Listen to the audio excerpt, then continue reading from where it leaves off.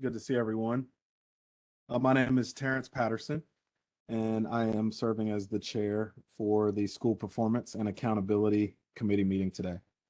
So welcome to the October 2nd, 2024 meeting of the School Performance and Accountability Committee of the Tennessee Public Charter School Commission. A link has been provided on the commission website for the public to view this meeting. And before we begin, I do want to recognize our General Counsel, Ashley Thomas, to provide the statement of necessity for today's meeting. Thank you, Chair Patterson. This is Ashley Thomas, General Counsel. This committee meeting includes an option for the public's participation via a link available on the Commission's website. TCA 8-44-108 permits a governing body to allow participation by electronic means of communication where a physical quorum is not possible. As committee business requires a decision prior to the regularly scheduled October meeting, the necessity of electronic participation is for the committee's deliberation and action on items set forth in the October 2nd, 2024 agenda. All votes of the committee shall be by roll call, and this meeting is being recorded, and a statement of necessity shall be filed with the Secretary of State after its conclusion. Thank you. And as a reminder, all votes of the committee are conducted via taking a roll call vote. So please identify yourself prior to speaking or making a motion. Hayden, could you please take a roll call of the commissioners? Commissioner Griscom.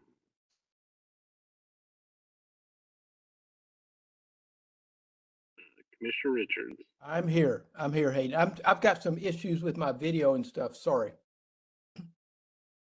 Commissioner Richards. Present. Chair Patterson. Present.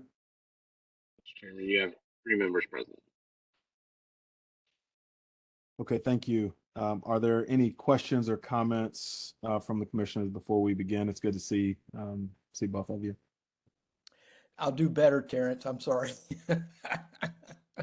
Thank you, Tom. You're welcome. Okay, seeing none. The School Performance and Accountability Committee will hear 2 updates from staff on the agenda today. First, the Director of Authorizing, Beth Figueroa, will provide an update on the 24-25 school year, and then Executive Director Tess Stovall will present the TISA Accountability Report for discussion and approval. Do we have any questions or comments on the agenda before we vote to approve? Move its approval. Is there a second? Second. Hayden, could you please take a roll call vote? Commissioner Griscom. Aye. Commissioner Richards. Aye. Chair Patterson. Aye. Mr. Chair, you have 3 ayes. Okay, thank you. The ayes have it, and the agenda is approved. The minutes of the meeting held on July 25th, 2024 have been provided. Does anyone have any comments or edits to make regarding the minutes regarding the prior minutes before we proceed? I'll move their approval. Is there a second? Second. Hayden, could you please take a roll call vote? Commissioner Griscom. Aye. Commissioner Richards. Aye. Chair Patterson. Aye. Mr. Chairman, you have 3 ayes. Okay, thank you. The ayes have it, and the minutes are approved. The first item on our agenda is an update from Director of Authorizing, Beth Figueroa, on the 2024-25 school year. Beth, you're recognized.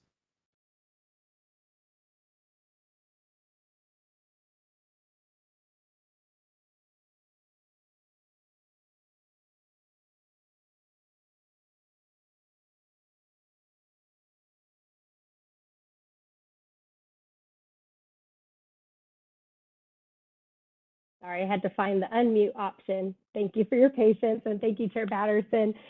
Today, I'm going to provide you with an update on the school year 24-25, which has now begun, and the variety of work streams that we're currently working through. I will say that I have a number of topics to go over today, and so throughout today's presentation, I've built in some time where I'll pause and take any questions, but as we go through, like I said, feel free to ask any questions, and we will get started.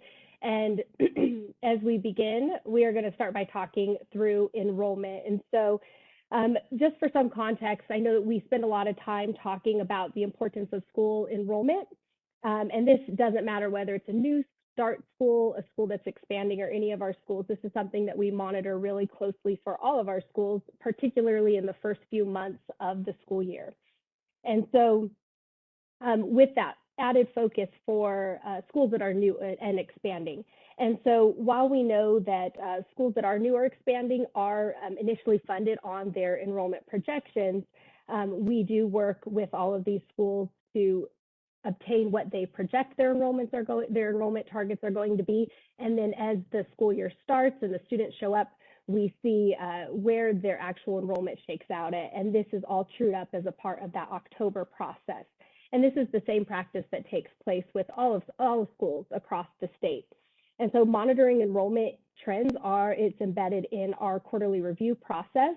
And so for any school that we notice that there's a material variance between their projected budgeted enrollment and their actual enrollments, this is flagged through our quarterly monitoring process. And so at the end of October, we will be sending letters to all of our schools, and any school that has a material variance between what they initially projected and what their enrollment materialized at, they'll have that opportunity to update their budgets.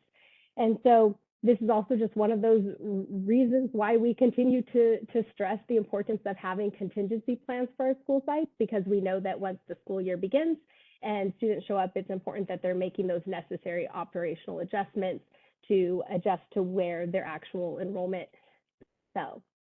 And so on this next slide, wanted to provide a high-level overview of our schools. That this is specifically focused on schools that are new or expanding in the current year. And so we have 2 schools that opened their doors this fall, and we have 5 schools that expanded, meaning that they added a grade level.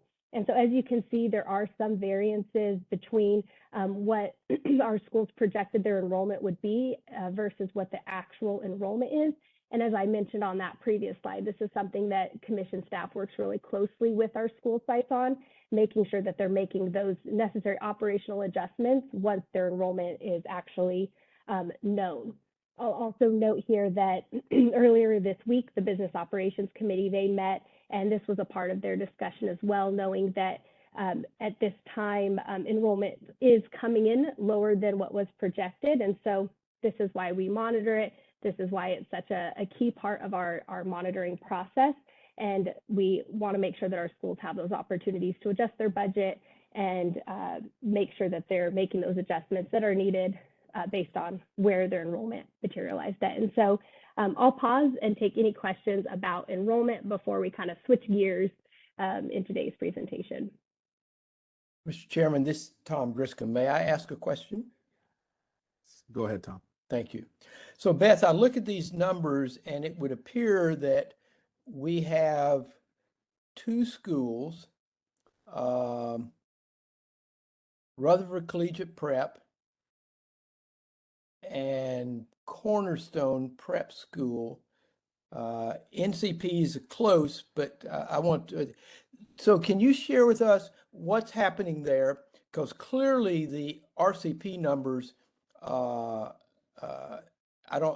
we've seen a lot of reports about, the issues that they dealt with from transportation otherwise. How do you all look at these? How do you feel about these schools? Do you feel like they're on the right path to hopefully get back up to where they need to be? Yeah, absolutely. Thank you, Commissioner Griscom, for that question.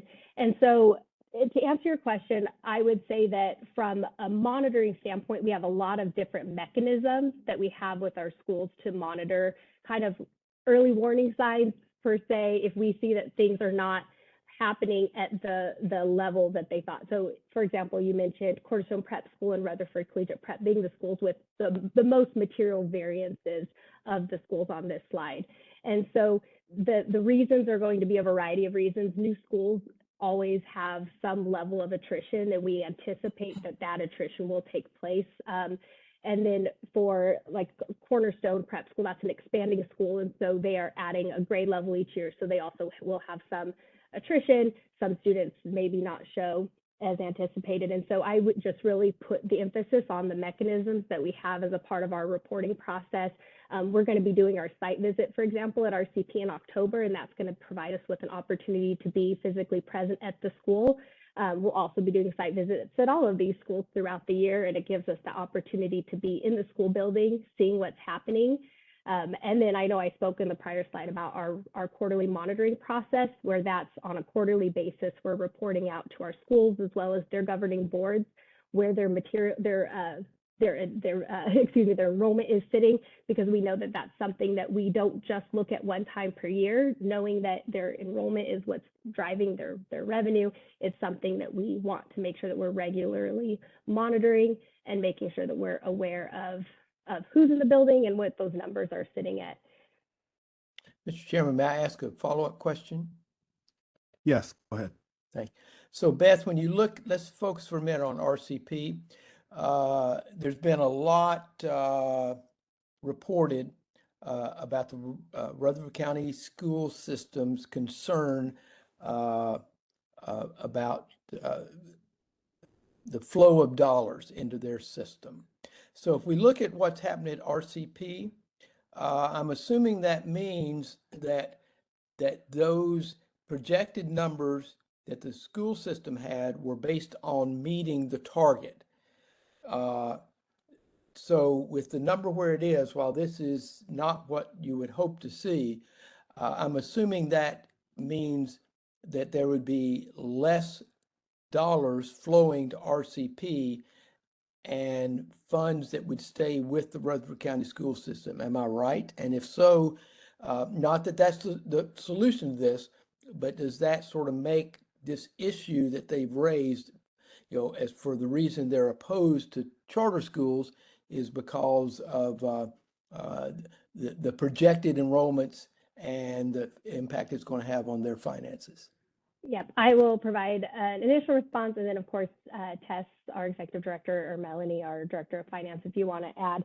I will say that there is an October true-up process, and so if enrollment is lower than what was anticipated, then the revenue that goes to the school would also be lower, and that is trued up. So they will not be funded based on that higher number, but it will reflect what actual enrollment looks like. And then Tess and Melanie, if you have anything additional to add, please do so. I have nothing additional to add. That is why we have an October true-up. We also have 2 further true-ups that happen throughout the school year where their charter school's revenue is trued up to their actual enrollment. So as enrollment fluctuates at the charter school level, so does their funding level, so that they're only getting funded for the students they have in their building. Thank you, Mr. Chairman.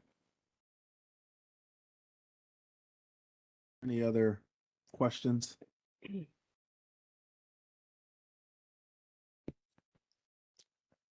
Okay.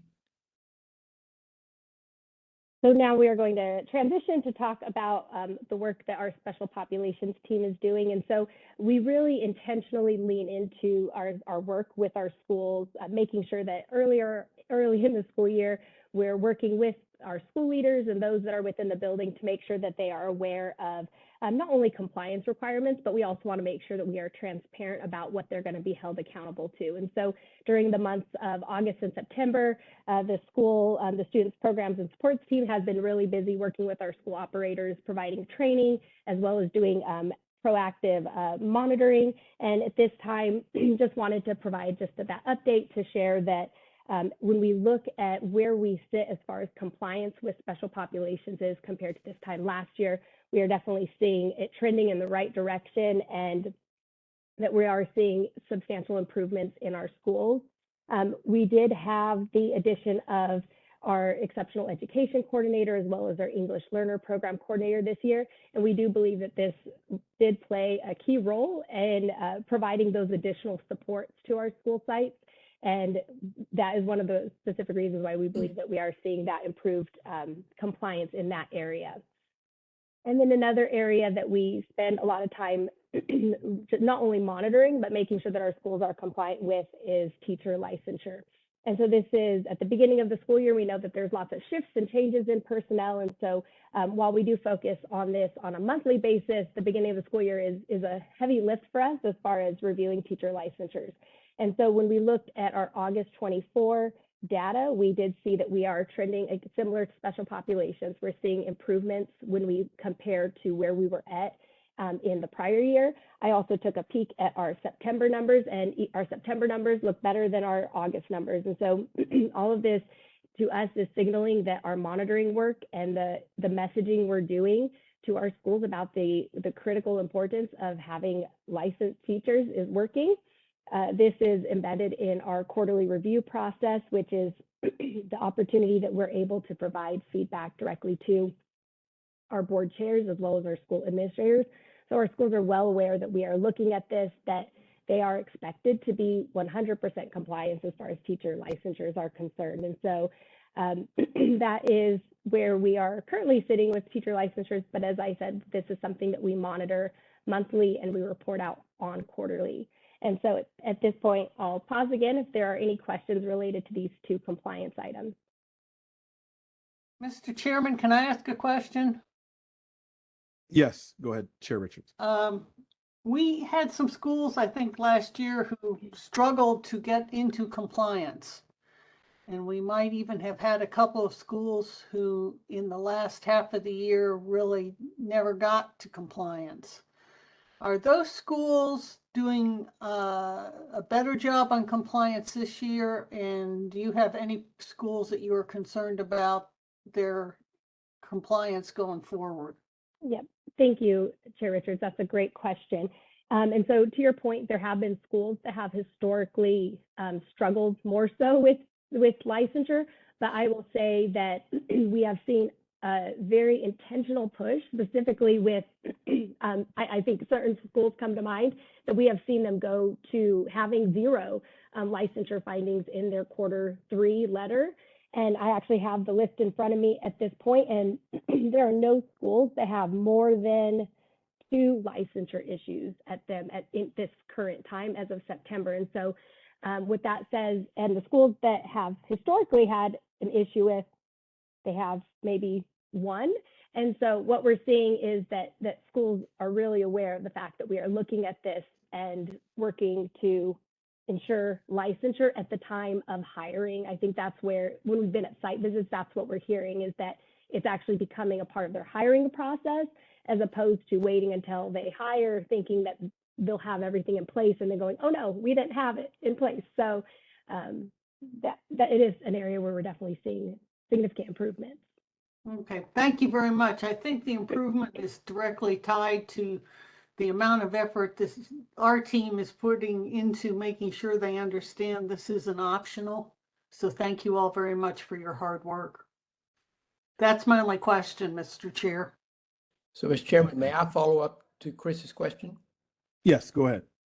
So, Beth, when we share this information to the school, are we also asking them to make sure that their governing board is aware when issues like this that we identify, whether it's licensure or special population, things like this, so that their governing board also is aware of issues and sort of brought into and part of the conversation going forward?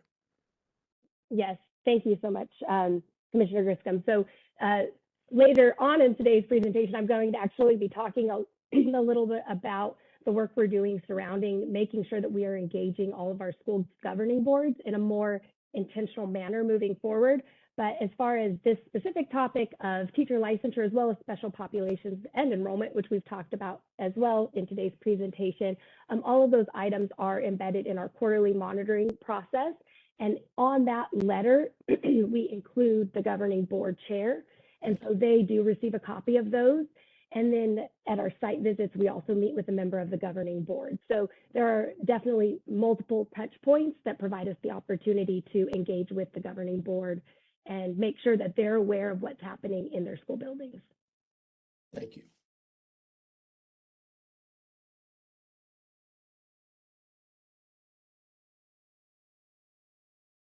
Any other questions? Okay, I'm I'm going to go ahead and transition us now to talking through some key portions of our work that we've been doing as authorizers. And so on a biannual basis, the State Board of Education conducts the authorizer evaluation process, and the commission is going through this process currently this fall. And so the State Board will be evaluating us the last week of October.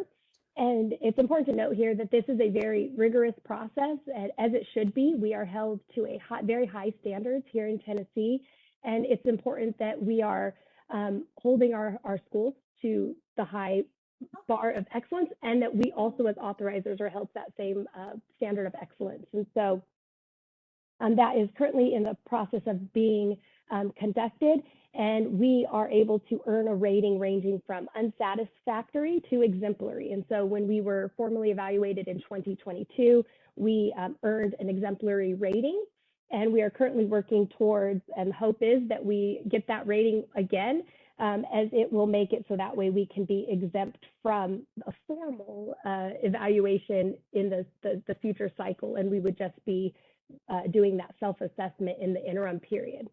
And so formal evaluation, as I mentioned, they'll be conducting their review the last week of October, and then the commission will receive a draft report as well as that draft rating in January of 2025. And the State Board will approve the draft and finalize our rating at their February 21st State Board meeting. Next, we have amendments. And so at this time, the commission has received 4 amendment applications. The due date was yesterday, and we did receive all 4. And so amendment applications will be presented to commissioners at either the special called December 2nd meeting, or we also may have some of the 4 that opt to have them heard at the January 2025 meeting. But we do know we will have to hold that special called meeting for December 2nd at this time because of the needs of those that filed the amendment. they need to get approval so that way they can move, or they need the amendment to be reviewed in order to move forward with their own facilities process and stuff. So at this time, we will be reaching out in the coming days to get a special called SPA committee meeting, as the SPA committee is required to meet to discuss any amendment applications prior to going to the commission. And so just stay tuned, but more work to be done on amendments at this point in time. And then next, transitioning to speak of just some updates with our interventions. And so at this time, we have 2 schools that are currently receiving different forms of intervention. And so first we have Promise Academy Spring Hill. And we spoke about this at our last quarterly committee meeting. And so for Promise Academy Spring Hill, their notice of concern was really focused on the need to receive their audits on time. And we also had mentioned some concerns with financial reporting as well as their special populations. And so at this point, we have received the FY23 audit, and the school has provided us with the assurance that we will be receiving their FY24 audit timely. And then I would also add here that we have seen significant improvements with their special populations there, and we're continuing to work with them on just bolstering the supports for supports with their grants management. So all together, we are definitely seeing some promising results as through this intervention process, and the school has been very engaged and in all of the discussions with school leadership. We've also been engaged with their board and their finance committee. And so definitely happy with the progress that we've been seeing so far as their notice of concern. And then we also have Bluff City High School. They are currently on probationary status as well as their corrective action plan. And so we will have more information on them at the January commission meeting. And at this point, we see some bright spots in their academic data. So we see that things, at least based on what's been released thus far, some promise. However, we are waiting on TVOS as well as the letter grade in order to determine what really is the appropriate next steps for them, whether they are able to actually transition off of probationary status, whether it needs to stay there, but we just need more data before we can make that determination. And so again, I will pause and take any questions here.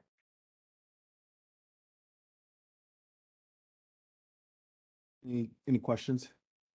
No. Okay, Beth, I just have one just a quick note.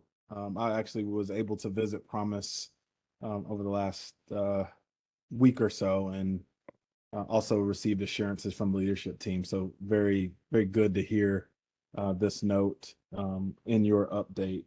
And then just for our listeners and viewers, can you just provide a quick update on the timeline for this probationary status? Meaning, is like, is there a regular check? Is it at our discretion in terms of when a school may or may not be eligible to come off of this probationary status? Yes. So when we did the probationary status, it was for the school year. However, we just don't have enough information to determine at this point in time. So when we look back historically, it's been typically around January that we've had sufficient information to make the determination. We have met with Bluff. We meet with them on a bi-monthly basis, I believe it is. And we have made the school aware of the timeline as far as January being when we'd be able to make that determination. And they seemed to understand that and didn't have any. I mean, of course, they're anxious to see what the commission decides, but they didn't mention any need for any sort of immediate action. They were fine waiting till January. Okay, thank you. Yes. Okay. So my final few slides to wrap up our update for the school year. Just really briefly looking at our renewals, we continue to work through the renewal process for Lead Me Lead Bend, Libertas School in Memphis, and Cornerstone Prep Denver. Our team has wrapped up all of our site visits as of just a few days ago, and so that work is now concluded. And in November, we will be holding public hearings for each of these renewals, and the commission will make a decision on these at the January 2025 renewal. Or the 2025 meeting. And as a reminder, renewals are for a 10-year term, and the decisions are final on those.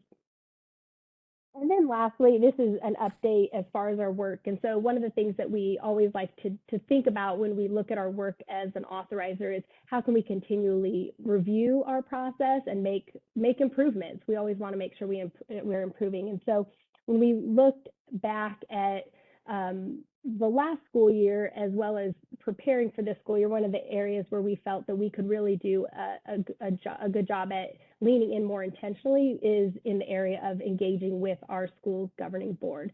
And so our charter agreement is technically, we have a legal relationship between the commission and the governing board of the school. And so we spend a lot of time in our school buildings, talking to school leadership, but we don't want to miss the opportunity to also engage with the governing board and hear from them. How are they doing? How do they feel that the school is doing? Are they receiving regular financial reports? What is their understanding of the school's academic performance? Those are all really important conversations that we want to make sure that we are having with not just our school leaders, but also the school's governing board.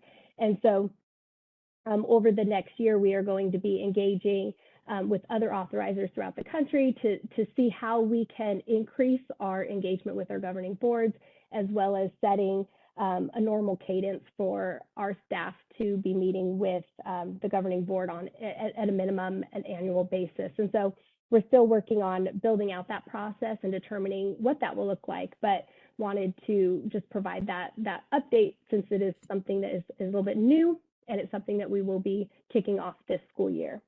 And so at this point, I will pause for any final questions.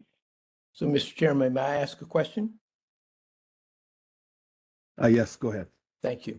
So Beth, on that last slide, so when we have an improvement plan in place, like the two that you went through, and I should know this, but I don't. So if you've given this to us before, I apologize. I must have been asleep at the time. But in that improvement plan, when you look at, say, let's take a Bluff City, is there in there a regular outreach to their governing board? So one, they know what's going on. Two, we're able to share with them areas of concern or improvement that we see. I think what you've laid out and what the team is going to do in terms of overall is great, But for those that we identify where there's a particular set of issues, do we have more frequent interaction with that governing board so that we're getting their input? Because in my mind, I would want to make sure that the governing board also stays very much engaged and plugged in as to what is happening. And hopefully it's positive, but if not, that they know that there's a role that they need to have if the, for continuing to get these schools into compliance. Yes, thank you, Commissioner Griscom. That's a great question.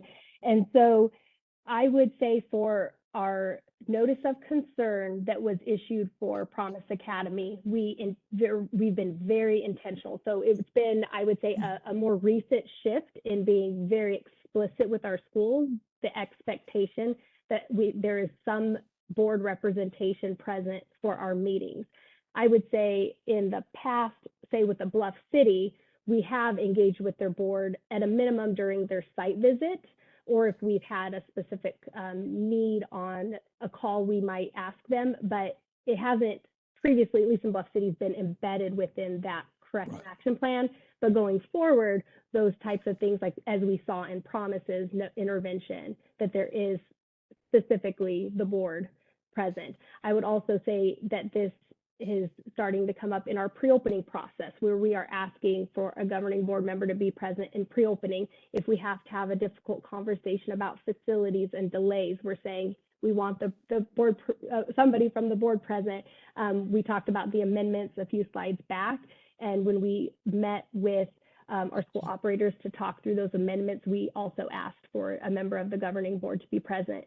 And so it's definitely been an area that I would say we have grown as an authorizer, because what we've seen is that schools with engaged boards, it's easier oftentimes if we do have areas where we need to see improvement, that we're getting that improvement because they're engaged in the process and they're understanding where they have to push in and support their leaders.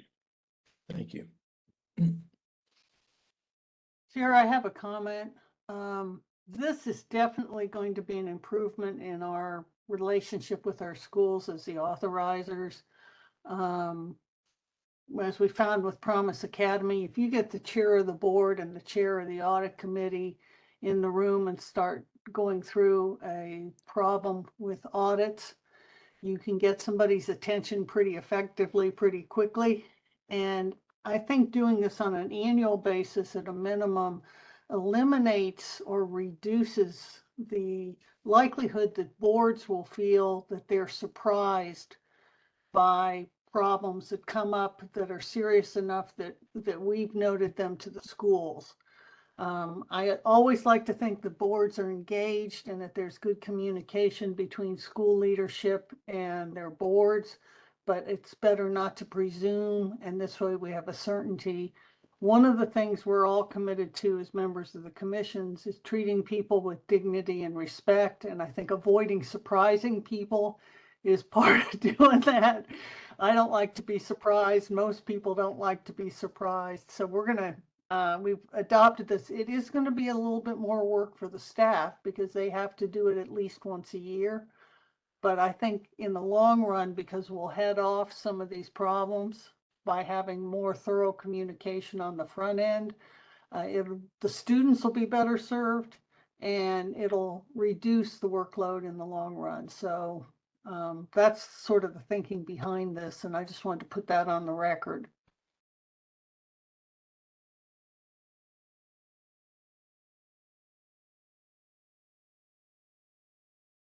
Are there any other comments?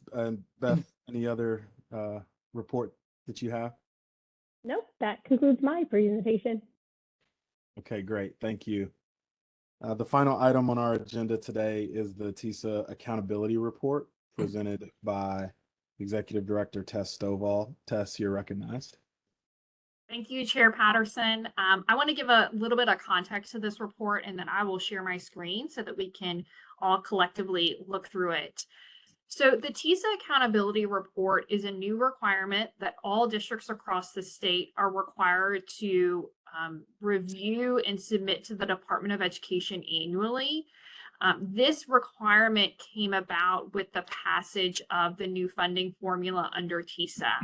And the intent is for districts to set broad goals for student academic achievement, and then think about how are they using their resources effectively to drive towards achieving those goals.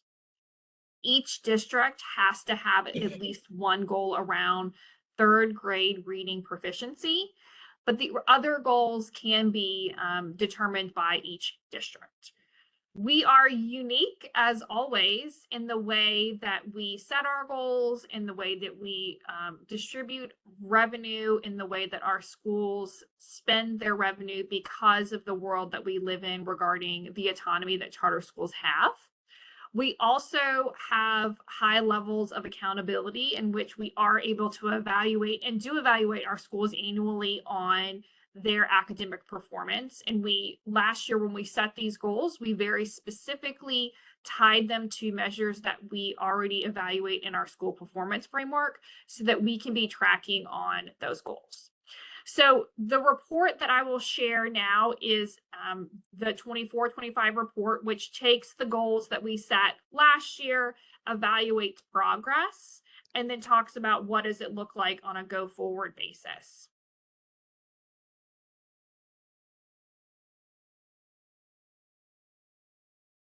So here is the updated TISA accountability report.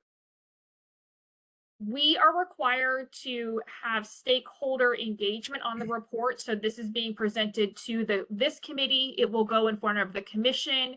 We also shared the report with our schools and school operators via our school newsletter to accept comment on the report before it is finalized and turned into the Department of Education by November the 1st. So the first thing I want to do is draw your attention to the overall district goal statements. These have not changed since the ones we set last year. So we have the required goal statement around third grade proficiency. We also have a goal statement around chronically absent, where we do break out it by grade band K through 8, and then the high school grade band. We have a goal statement around 3rd to 8th grade math and ELA. I will note that as we have more high schools coming online in the next couple of years, once we feel like we have a sufficient in count there, we may look to supplement this goal and include some high school ELA and math results or other EOC results. Right now, because we have such a limited in count on our high school data, it's not worth us setting a goal at this point, but I do want to name that as we are growing in those areas, we will look to add a goal here around high school proficiency. We have a goal statement around our performance framework and the importance of comparative performance in our academic section of our performance framework. We've talked a lot about that. We feel like it's very important for our schools to be demonstrating that they are at the geographic school districts proficiency rates, both in overall achievement as well as subgroup achievement. And then finally, we do have a goal statement around TVOS that we as a district will maintain a TVOS composite rate of 4 or higher every school year. This is based on the underlying school level data that we track as well. So moving into how we did on the first goal statement. So the first goal statement was around 3rd grade proficiency rates. I will say that the commission did not meet our intended target for 3rd grade proficiency for year 1. However, we did see significant growth, as we've discussed in July, between our 3rd and 4th grade cohort. This is showing us that the targeted supports and interventions that schools are using, particularly for the 3rd and 4th grade, is really making a difference. But we still have work to do when it comes to overall 3rd grade proficiency. We did adjust the targets for the annual targets for the 3rd grade proficiency goal based on what our actual target was this year, so that we can be basing it on targets to reach the overall required goal of 70% by 2030. Next, we will move into the goal statement that we have around chronic absenteeism.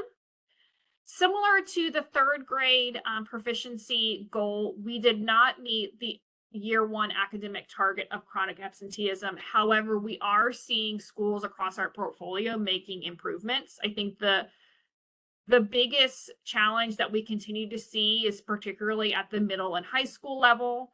This is something that we are regularly discussing with our schools at their site visit and as a part of their end of year performance meetings to really talk about how are they continuing to bring in new strategies around chronic absenteeism to drive this number to a lower rate. So we, again, have reset what our overall targets are for chronic absenteeism based on what our actual data was for this past school year to continue to drive the importance around chronic absenteeism.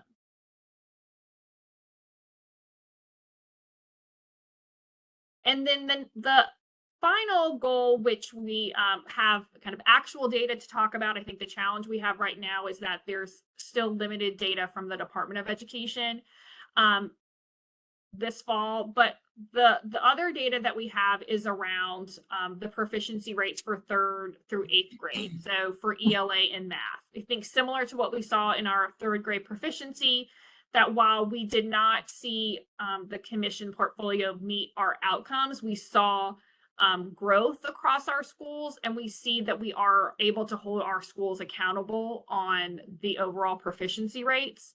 We also saw that the majority of our schools are meeting or exceeding their comparison when it comes to their geographic neighbors, which is a critically important metric for us to be keeping an eye on. That while of course we want to see continued growth and proficiency, we also would want to be making sure that our schools are a high quality option compared to the schools surrounding them. And then the final 2 goals are pending because we are waiting on final accountability data to be released from the Department of Education. So the first item that is pending is around our comparative performance of our schools on the performance framework. Based on estimated data, we are coming in about 75% or 3/4 of our schools will meet the comparative performance expectations, both overall achievement and subgroup achievement. So we are really pleased by this initial percentage. We had set the target goal at 80%. We are seeing probably 75% of our schools meet that, which we really feel like is a good first year target for us to be at. Once we have the accountability data from the Department of Education, we will be able to finalize this and can provide an update to the committee on where we sit regarding comparative performance on this goal. And the final goal that we have set, which again, we do not have the data at this point, is around our TVOS and us, the district being a TVOS level 4 or above. Last year, we were a TVOS 5. In the previous year, we were a TVOS 5. Based on preliminary data that we have, it is likely that we will be meeting this goal of a level 4 or above, but we are waiting on TVOS to be released later this fall to finalize it. So with that, I will stop sharing my screen and can take questions from the committee. This report is in draft form so that if you all have any feedback, we can incorporate it before it goes before the commission in October. All districts are required to have their Board of Education approve the report before it is turned in to the Department of Education. And with that, Chair Patterson, I will turn it back over to you for any questions from the committee. Good. Thank you, Tess. Any questions? Chair, I have a question.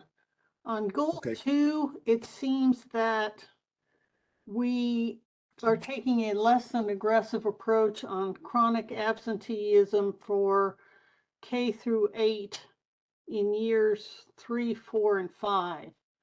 We have a 5% drop from year 1 to 2. We have a 3% drop from year 2 to 3. And then we get down in the 1.5%. Is there some reason why we can't be more aggressive? I'd really like to get us down to 12% by year 4 if we could, because obviously children are not going to learn if they are not in school. Yes. absolutely, we can absolutely keep a more aggressive target for chronic absenteeism. I know, and Rebecca's going to laugh at me. The data, especially with chronic absenteeism, as you build it out, gets a little wonky because at some point you can't have a negative rate. We would love to have a negative rate. That means kids are in school all the time. But we can absolutely update for the kind of year 3, 4, and 5 to get it either 12% or below by 27, 28. That'd be great. Thank you. That was my question. Commissioner Griscom, any questions? Okay. Tess, my only question is related to the line of question that Chair Richards raised, and it's in the context of goal statement 3. So certainly, I think I understand how you guys may have gotten to these annual outcome targets. Can you just give a little context on how you maybe took a comparative perspective, meaning how would this put us relative to the rest of the state in terms of proficiency, other charters in the state, as we think about obviously our performance, and we want to make sure our schools are the top in the state, but certainly want to be realistic about where our schools are in terms of the starting point, given our 23, 24 data. So could you just provide some comparative perspective on what this level of performance would mean if we hit these targets? So I cannot provide that off the top of my head, but I would love to commit to, when I present this to the commission in October, to be able to provide that data of where this would put us in comparison to both the geographic districts that we operate in and then overall state averages. No, that'd be great. No, that would be great. I think that would be really helpful for our fellow commissioners, for them to put these in context. That was all I had. I guess seeing no other questions. Thank you, Tess, for your report. And as we always say, I think in my committee or even others, thank you and the team for the hard work that you guys put in, the thoughtfulness, and even the courageousness to have tough conversations with schools in the context of probationary discussions, making sure they stay on top of enrollment targets. I mean, this is really a lot of heavy lifting from an analytic standpoint, but even just from a qualitative and relationship standpoint. So just want to acknowledge you and the team for your hard work. Are there any other questions from commissioners? Okay. Chair Patterson, I just want to make sure that you're giving a vote to move the accountability report forward before we adjourn. Yes. Okay, thank you. So my next question was, do we have a motion to approve this draft of the 24-25 TISA accountability report and move it to the full commission for consideration? I'll make the motion. I'll second it, subject to the comments that have been given Yes. during this conversation by the committee. Great, thank you. Hayden, could you please take a roll call vote? Commissioner Griscom, Aye. Commissioner Richards, Aye. Chair Patterson. Aye. You have 3 ayes. Thank you. The ayes have it. And the TISA accountability report is approved and is moved to the full commission for consideration. I want to thank you all for your attendance and participation at this meeting of the School Performance and Accountability Committee of the Tennessee Public Charter School Commission. And at this time, I'd like to ask if there are any final comments. Seeing none, the next meeting of the School Performance and Accountability Committee is currently scheduled for January 23rd of 2025. And if there are no further comments, do I have a motion to adjourn the meeting? So moved. Second. Hayden, could you please take a roll call vote? Commissioner Griscom, Aye. Commissioner Richards, Aye. Chair Patterson. Aye. You have 3 The ayes. ayes have it, and this meeting is adjourned. Thank you all. Take care.